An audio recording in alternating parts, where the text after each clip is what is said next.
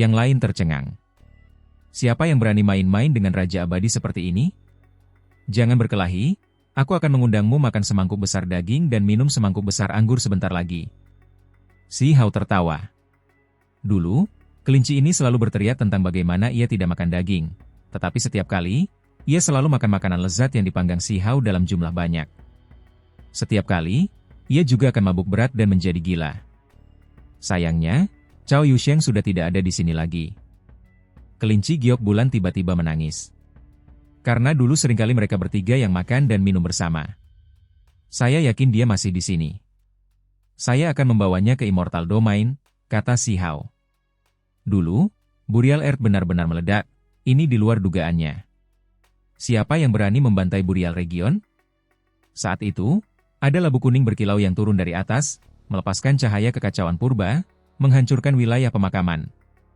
Benarkah? Dia masih hidup? Mata kelinci giok bulan membulat, lalu dia berteriak gembira.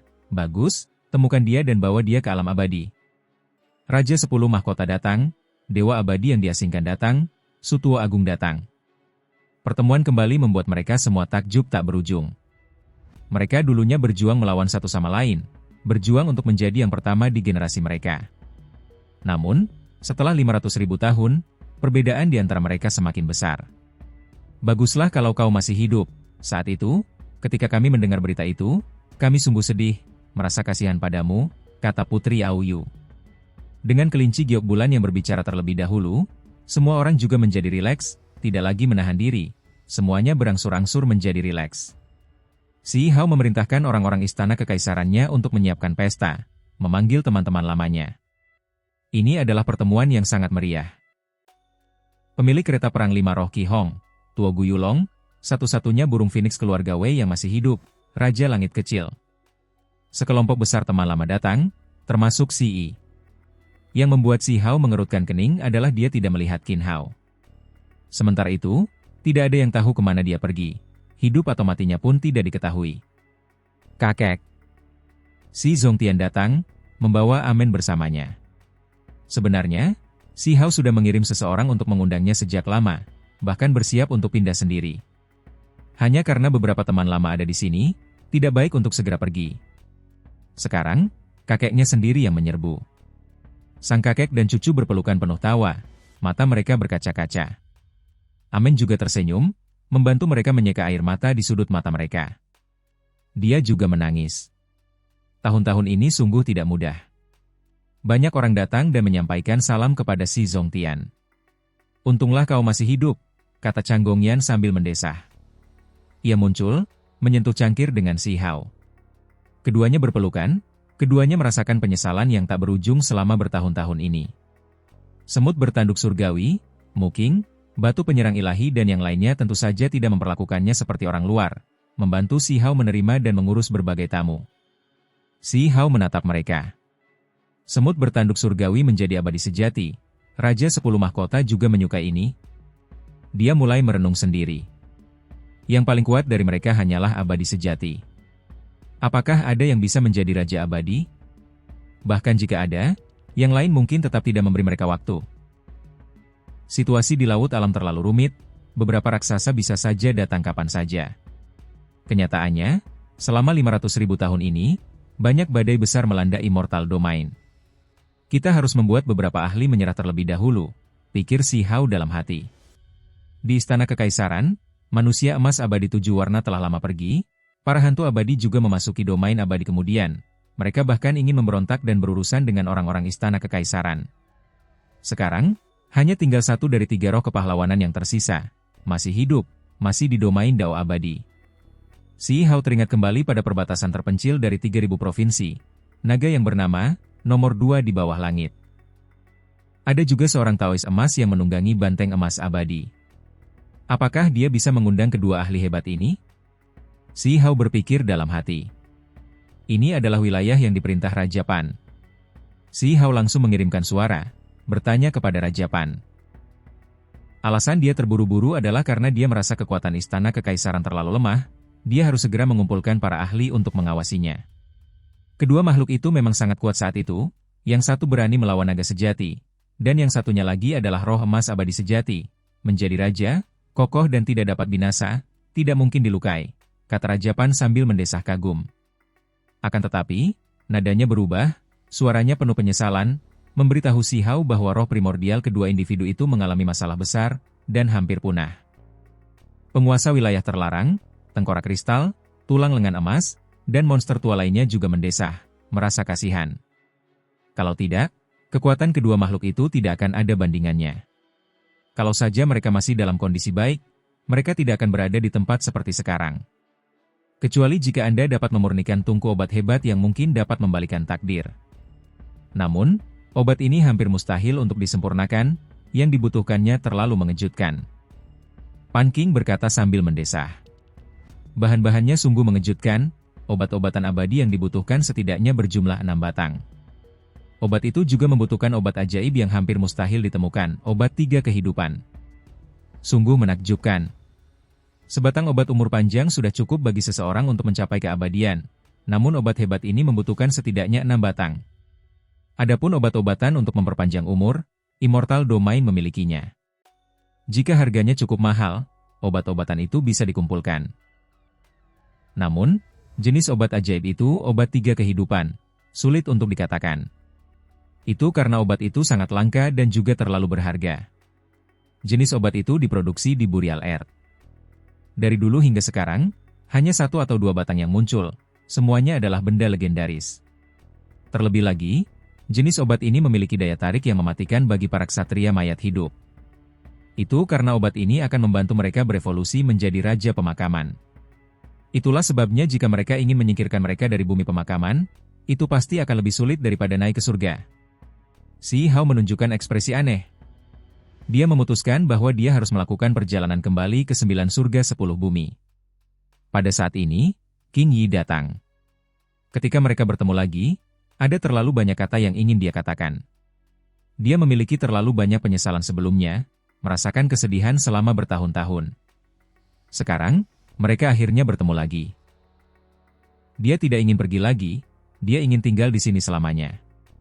Hanya saja, saat seorang wanita muda lain berjalan mendekat, King Yi kembali merasakan gelombang kehilangan. Itulah Huoling Er yang jatuh ke dalam kegelapan. Ia mengenakan gaun hitam panjang, kulitnya seputih salju, pupil matanya dalam, dan memiliki temperamen yang dingin dan elegan. Bahkan setelah bertahun-tahun, dia masih belum pergi. Bahkan ketika para hantu abadi dan manusia emas abadi 7 warna meninggalkan istana kekaisaran, dia masih ada di sana. Dengan kata-katanya, dia mempercayai semua yang dikatakan Si Hao, bahwa dia memang memiliki kehidupan lampau.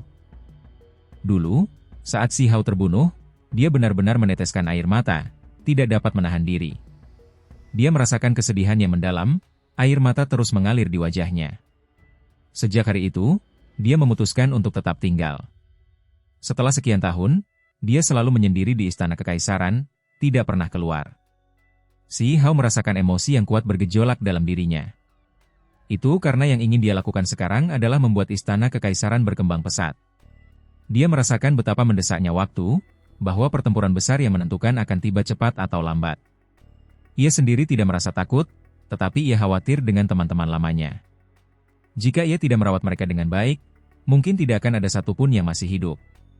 Jika benar-benar ada suatu hari di mana surga menjadi gila karena pembantaian, bahkan kondisi dan situasinya akan sulit dikatakan. Ayo kita menuju ke perbendaharaan Raja Abadi. Si Hao berkata. Hari itu, dia membawa serta teman-teman lamanya, mengundang penguasa daerah terlarang dan Raja Pan, menuju kediaman Ao Cheng, Tai Si, dan Yuan Chu, serta merampas harta benda mereka. Si Hao duduk di punggung Golden Fur Hou, memimpin pasukan istana kekaisaran. Pemandangan yang megah, membuat banyak orang terguncang. Para kultivator dari semua klan menunjukkan ekspresi terkejut. Jika orang-orang ini berani menyerbu kediaman keluarga Raja Abadi, mereka pasti akan ditindas dan dibunuh. Namun hari ini, klan-klan itu tidak berani mengatakan apapun. Semua orang tahu dendam yang Hua miliki dengan 3 keluarga Raja Abadi. Sekarang, dia memiliki prestisi yang tak tertandingi. Siapa yang berani menghentikannya? Ao Cheng, Tai Si, dan Yuan Chu lah yang bertindak terlalu jauh pada awalnya, dan akhirnya mengalami bencana. Harta karun mereka terlalu melimpah. Bahkan Raja Pan pun mendesah kagum. Ketiga tempat tinggal Raja Abadi yang agung ini memiliki semua jenis material ilahi dan benda-benda lain yang ditumpuk seperti gunung. Semua benda ini terakumulasi melalui waktu yang tak terbatas, sungguh menakjubkan. Kekuatan sebuah keluarga Raja Abadi sudah cukup untuk mengguncang domain abadi, menguasai seluruh kosmos, apalagi 3 di antaranya. Sayang sekali, aku terlalu terburu-buru, tidak sempat membersihkan kediaman Raja Merah. Si Hao menyesal. 3 klan Raja Abadi yang agung. Lupakan saja yang lainnya, jumlah obat umur panjang saja berjumlah 5 batang. Adapun senjata-senjata suci, kitab suci, dan teks-teks rahasia, jumlahnya bahkan lebih banyak lagi. Si Hao membolak-balik kitab suci 3 Raja Abadi yang agung, kemudian menyerahkan semuanya kepada teman-teman lama Istana Kekaisaran, membiarkan mereka merujuknya. Ini adalah batu dunia. Ini dapat disempurnakan menjadi jejak besar yang dapat menekan gunung dan sungai, membelah kosmos. Wah, 5 elemen emas abadi. Jumlahnya cukup untuk membuat meja, cukup untuk membuat semua jenis harta abadi. Kelinci giok bulan, batu penyerang ilahi, dan lainnya memberikan kejutan yang menyenangkan. 3 kediaman Raja Abadi yang agung terbuka, tidak diketahui berapa banyak mata para ahli yang memerah. Termasuk beberapa Raja Abadi, pikiran mereka terguncang, tetapi tidak ada yang berani mengambil tindakan untuk menangkap mereka. Ini karena reputasi yang dibantai Huang. Jika ada yang berani bernafsu pada mereka, mereka harus terlebih dahulu menguji diri mereka sendiri, melihat apakah mereka dapat menyamai raksasa dari pihak lain, Raja Merah. Harta karun yang tak terbatas telah diekstraksi. Ketika harta karun 3 Raja Abadi Agung dijumlahkan, bahkan membuat penguasa wilayah terlarang mendesah tak henti-hentinya dengan takjub. Panen ini terlalu berlimpah. Pada akhirnya, Si Hao bersiap untuk pindah, menuju ke 9 surga 10 bumi, membuat beberapa pengaturan. Dia akan menyelesaikan beberapa hal lama. Apakah tanah pemakaman benar-benar telah dihancurkan? Dia membuat keputusannya untuk mencari tahu akar permasalahan ini. Terdengar desahan panjang dan berlarut-larut. Sosok tunggal berdiri di 3.000 provinsi, mengamati gunung-gunung dan sungai-sungai yang hancur itu dengan tenang. Huang kembali, sekarang menjadi Raja Abadi. Biasanya, akan sangat sulit baginya untuk kembali karena dia terlalu kuat. Dia akan ditolak oleh dunia ini, tetapi dia sebelumnya telah memperoleh jejak inti surga, terlebih lagi membantu melengkapi alam ini, jadi tidak ada masalah sama sekali. Dia berdiri di sana sendirian, memandangi benua yang hancur ini yang mengambang di kosmos. Dia merasakan sedikit kekecewaan dan frustrasi, semua yang terjadi di masa lalu tidak akan pernah kembali.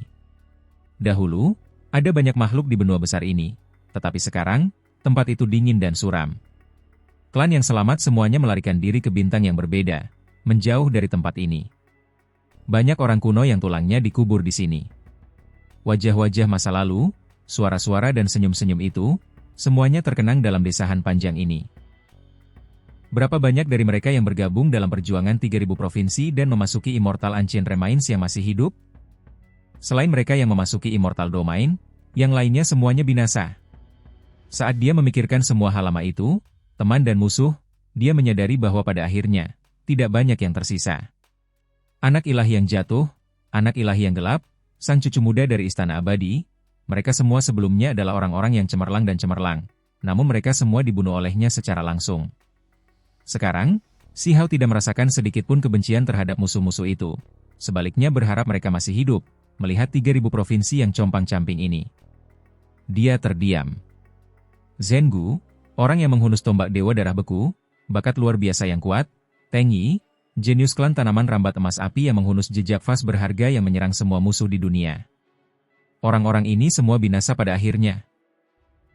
Lan Yichen, Luo Dao, meskipun mereka sebelumnya mengikuti Huang di peninggalan kuno abadi selama perjuangan 3.000 provinsi, setelah Huang pergi ke 9 surga dan kemudian ke perbatasan terpencil, dia tidak pernah melihat mereka lagi.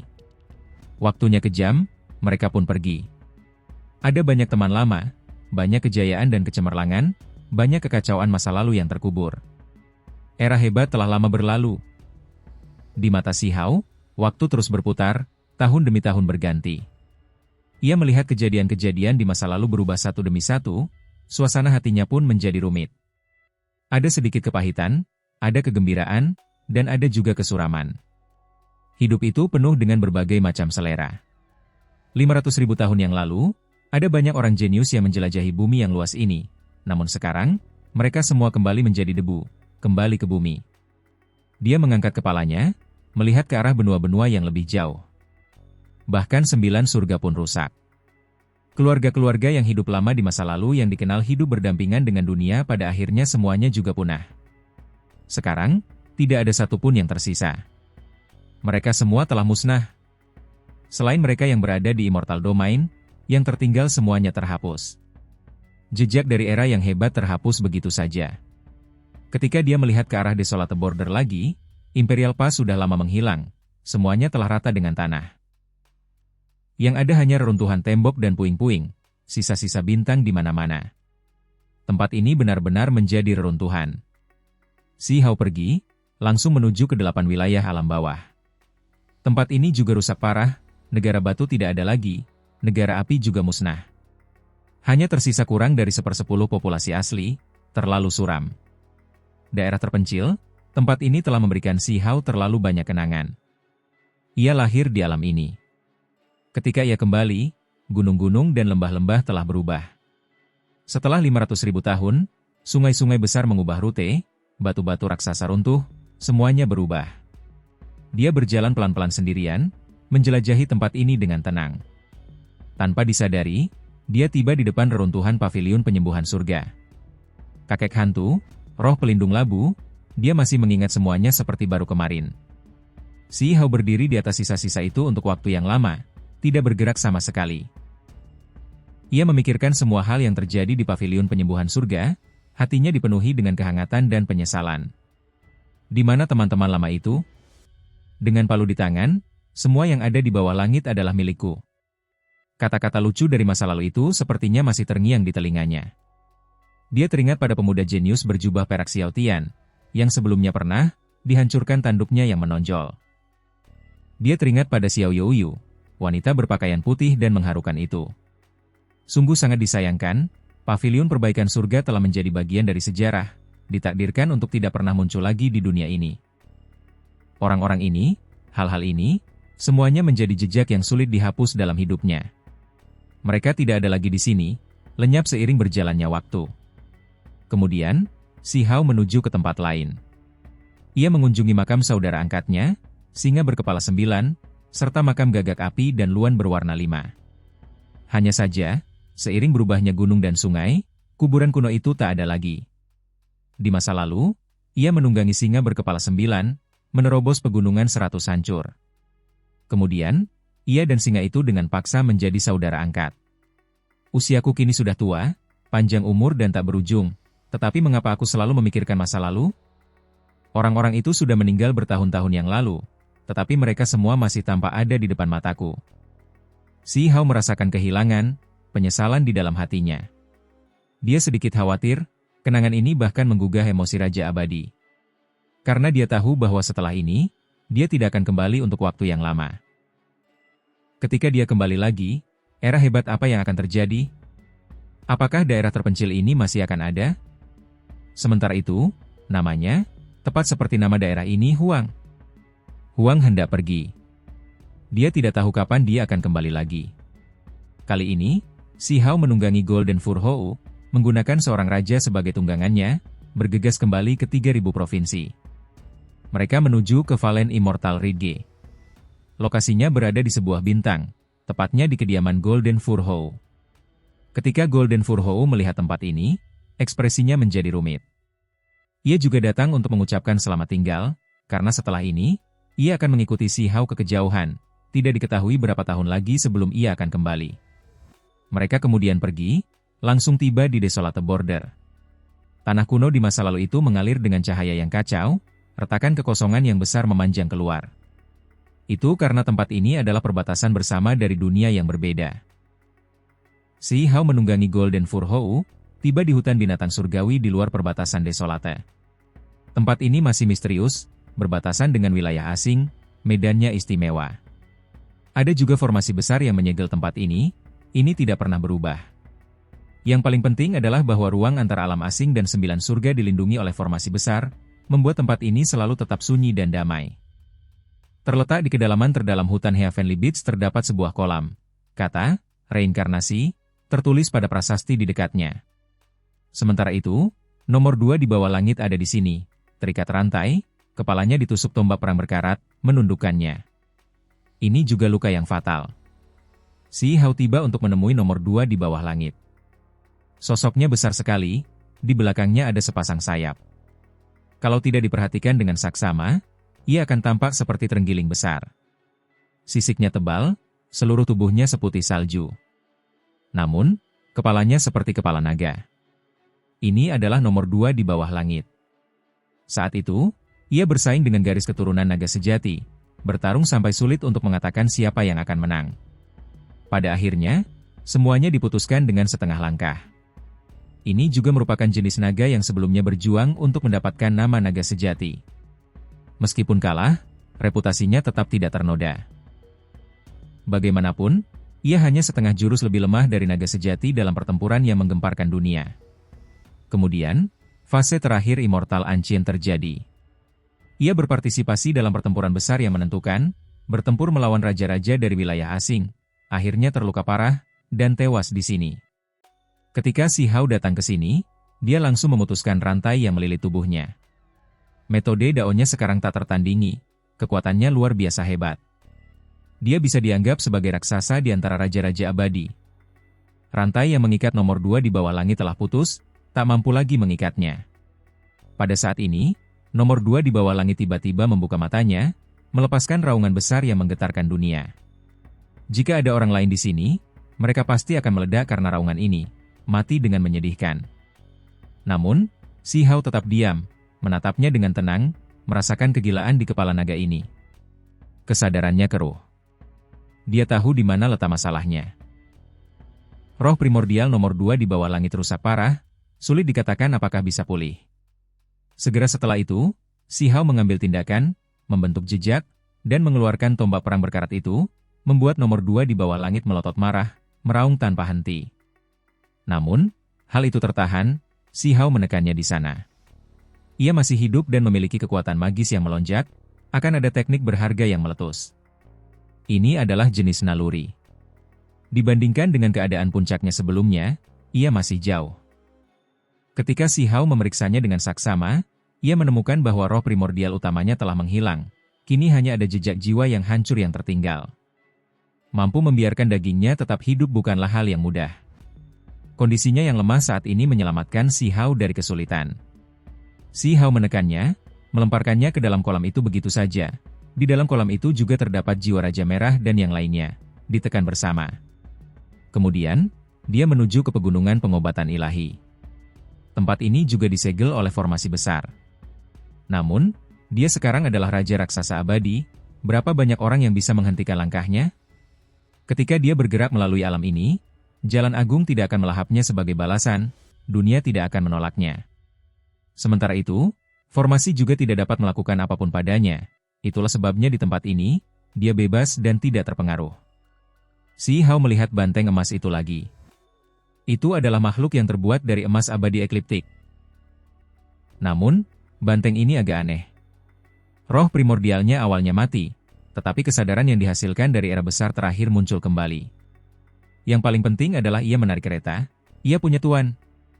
Banteng emas itu ditangkap oleh Si Hao dengan 2 jari dan langsung ditundukkan. Ia memasuki kedalaman bawah tanah. Ada sebuah gua tempat suara hu-hu terdengar. Di dalamnya ada seorang penganut Tao yang tingginya kurang dari 1 kaki, tampak lebih pendek lagi saat ia duduk di sana. Rambut dan jenggotnya berwarna emas, matanya tertutup, tidak bergerak sama sekali, seakan-akan dia tidak bergerak dalam waktu yang sangat lama.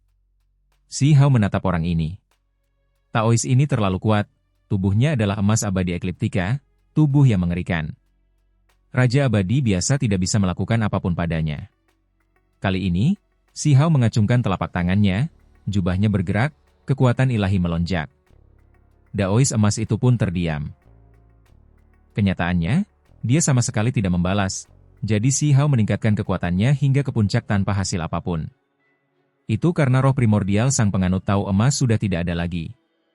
Pada akhirnya, Si Hao mengumpulkan harta milik Taois emas dan banteng emas itu, melemparkannya ke dalam kolam itu, memperlakukannya seperti nomor 2 di bawah langit. Kemudian, Si Hao menunggangi Golden Fur Hou, menuju ke Burial Earth. Tanah pemakaman masih ada di sana, hanya sebagian saja yang hancur. Itulah kesimpulan yang dicapai Si Hao setelah tiba di sana secara langsung. Sebelumnya, sejumlah besar tanah pemakaman memang telah lama runtuh, cukup rusak, tetapi di kedalaman yang tak berujung, ada alam besar yang terbentuk, gelombang kekaguman menyebar dari dalamnya. Si Hao duduk di Golden Furrow ini, memicu keributan besar. Dia melewati Burial Region, memasuki bagian terdalam. Di kedalaman wilayah pemakaman, itu benar-benar berbeda dari apa yang dibayangkan.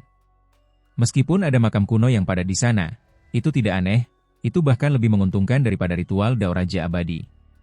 Kemunculan Si Hao seketika menggemparkan wilayah pemakaman yang damai, banyak ahli terbangun dan langsung menaruh perhatian. Ada daerah lain yang dipenuhi dengan aroma obat. Si Hao menoleh, alisnya berkerut. Dia sedikit terkejut karena dia melihat obat umur panjang yang familiar, kura-kura putih membawa abadi.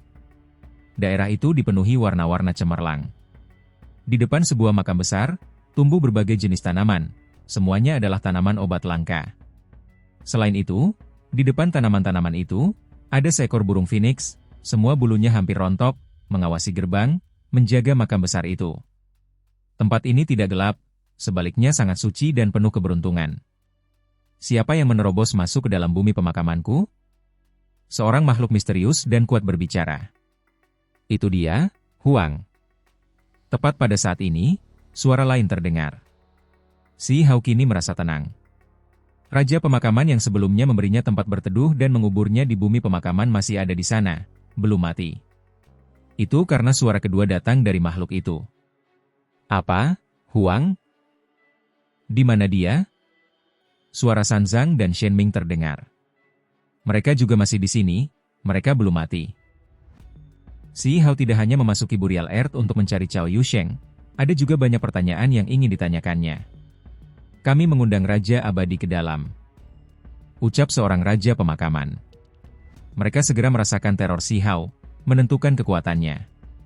Makam besar itu terbelah, burung phoenix itu membuka jalan dan membimbingnya ke dalam gua. Sungguh menakjubkan. Anak muda, kau menjadi Raja Abadi? Kura-kura putih pembawa abadi ada di sana, berteriak ketakutan. Ia tampak seperti melihat hantu, tidak dapat mempercayai apa yang dilihatnya.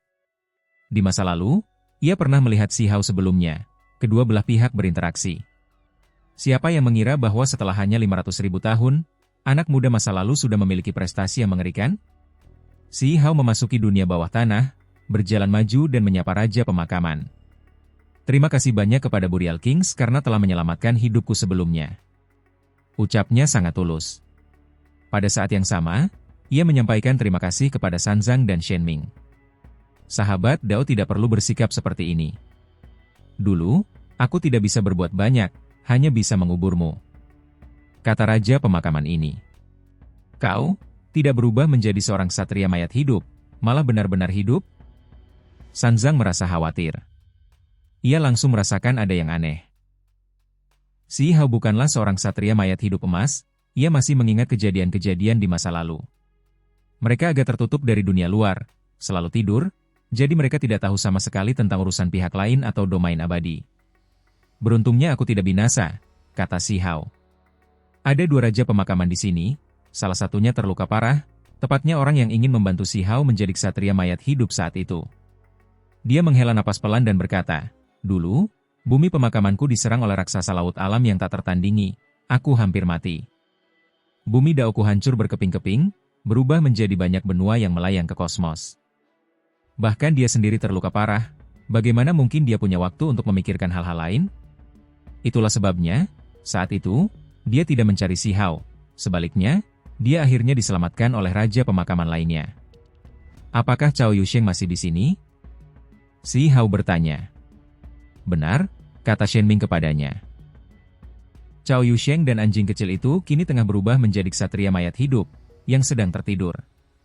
Senior memiliki kemampuan yang luar biasa, bahkan mampu membesarkan seekor phoenix sejati di istana.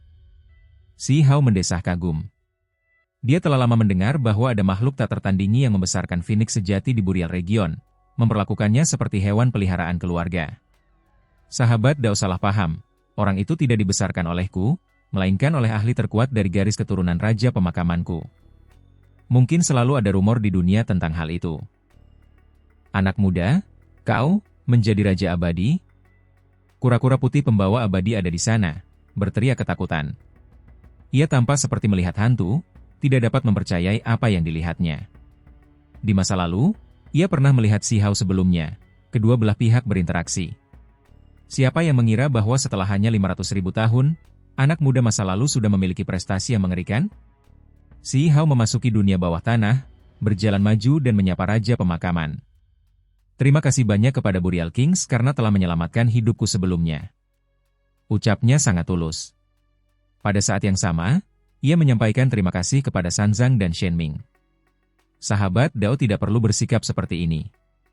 Dulu, aku tidak bisa berbuat banyak, hanya bisa menguburmu. Kata Raja Pemakaman ini. Kau tidak berubah menjadi seorang satria mayat hidup, malah benar-benar hidup? Sanzang merasa khawatir. Ia langsung merasakan ada yang aneh. Si Hao bukanlah seorang satria mayat hidup emas, ia masih mengingat kejadian-kejadian di masa lalu. Mereka agak tertutup dari dunia luar, selalu tidur, jadi mereka tidak tahu sama sekali tentang urusan pihak lain atau domain abadi. Beruntungnya aku tidak binasa, kata Si Hao. Ada dua raja pemakaman di sini, salah satunya terluka parah, tepatnya orang yang ingin membantu Si Hao menjadi ksatria mayat hidup saat itu. Dia menghela napas pelan dan berkata, dulu, bumi pemakamanku diserang oleh raksasa laut alam yang tak tertandingi, aku hampir mati. Bumi Daoku hancur berkeping-keping, berubah menjadi banyak benua yang melayang ke kosmos. Bahkan dia sendiri terluka parah, bagaimana mungkin dia punya waktu untuk memikirkan hal-hal lain? Itulah sebabnya, saat itu, dia tidak mencari Si Hao. Sebaliknya, dia akhirnya diselamatkan oleh raja pemakaman lainnya. Apakah Cao Yusheng masih di sini? Si Hao bertanya. Benar, kata Shenming kepadanya. Cao Yusheng dan anjing kecil itu kini tengah berubah menjadi ksatria mayat hidup, yang sedang tertidur. Senior memiliki kemampuan yang luar biasa, bahkan mampu membesarkan seekor phoenix sejati di istana. Si Hao mendesah kagum. Dia telah lama mendengar bahwa ada makhluk tak tertandingi yang membesarkan phoenix sejati di Burial Region, memperlakukannya seperti hewan peliharaan keluarga. Sahabat Dao salah paham, orang itu tidak dibesarkan olehku, melainkan oleh ahli terkuat dari garis keturunan raja pemakamanku. Mungkin selalu ada rumor di dunia tentang hal itu. Ada rumor bahwa suatu makhluk membesarkan sekelompok burung phoenix, membesarkan mereka seperti ayam. Setidaknya, bahkan Si Hao telah mendengarnya. Ada yang menyebutnya sebagai peternak ayam, setingkat dengan si jagal, dianggap sebagai raksasa yang tak tertandingi bahkan di laut kerajaan. Si Hao terkejut. Peternak ayam itu berasal dari klan ksatria mayat hidup? Justru karena senior itu terlalu kuat, menimbulkan gelombang besar di laut alam, sehingga orang-orang menjadi marah. Itulah sebabnya ratusan ribu tahun yang lalu, labu kuning berkilau itu menghantam bumi pemakaman, datang untuk membalas dendam. Kata raja pemakaman yang terluka. Sebenarnya ada jenis karma hebat seperti ini. Senior, ada beberapa hal yang ingin saya tanyakan. Apakah Anda bisa membantu saya? Kata Si Hao. Dia memikul terlalu banyak keraguan yang ingin dia selesaikan. Kamu bisa bertanya langsung pada mereka. Apa sumber dari para ksatria mayat hidup? Si Hao selalu merasa aneh, khawatir kalau mereka berhubungan dengan makhluk kegelapan. Artefak kuno asal menciptakan para ksatria mayat hidup. Raja pemakaman sangat lugas, mengatakan ini dengan tenang. Artefak kuno asal? Si Hao terkejut, langsung teringat pengalaman saat ia menjelajahi Burial Abyss bersama Sanzang dan Shenming. Tempat itu adalah tempat artefak kuno asal milik para ksatria mayat hidup ditahbiskan. Bukan hanya kita, alam asing juga memiliki artefak kuno asal. Raja pemakaman melanjutkan. Pupil mata Si Hao mengecil. Ketika dunia asing menyerang 9 langit 10 bumi, mereka selalu mencari sesuatu. Mereka yakin bahwa benda itu terkubur tepat di duniamu. Raja pemakaman menjelaskan lebih lanjut.